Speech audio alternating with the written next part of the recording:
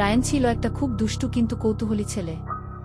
একদিন সে জঙ্গলের ভেতর ঘুরতে ঘুরতে হঠাৎ করেই একটা পুরনো স্কুল বাড়ির সামনে গিয়ে পড়ে। স্কুলটা বেশ পুরনো, দেয়ালে ফাটল, জানালার কাচ ভাঙা, আর চারপাশে ঘন কুয়াশা। হঠাৎ দরজাটা আপনাতেই খুলে গেল, কর কর শব্দ করে। ভেতরে ঢুকতেই সে দেখল পুরো ক্লাসরুম ভর্তি। কিন্তু ছাত্ররা সবাই অদ্ভুত, কারো মাথা নেই, কেউ হাওয়ায় ভেসে বেড়াচ্ছে, কেউ আবার পুরোপুরি স্বচ্ছ। একটা ছোট ভূত, নাম তার বুবু, এসে রায়ানকে বলল, তুমি আমাদের নতুন ছাত্র। আমরা ভূতের স্কুলে সবাই একসাথে শিখি কিভাবে মানুষকে ভীতি না দিয়ে বন্ধু হওয়া যায়। রায়ান তো অবাক, কিন্তু ধীরে ধীরে তার ভালোই লাগতে লাগল। ভূতেরাও যে বন্ধুত্ব করতে পারে সেটা সে কল্পনাও করতে পারেনি। ক্লাসে শেখানো হচ্ছিল ভয়ের বদলে হাসি কেমন করে দিতে হয়, আর কি জিনের মতো নাচতে হলে কিভাবে হালকা ভেসে উঠতে হয়। দিন শেষে রায়ান বলল, আমি কালও আসব।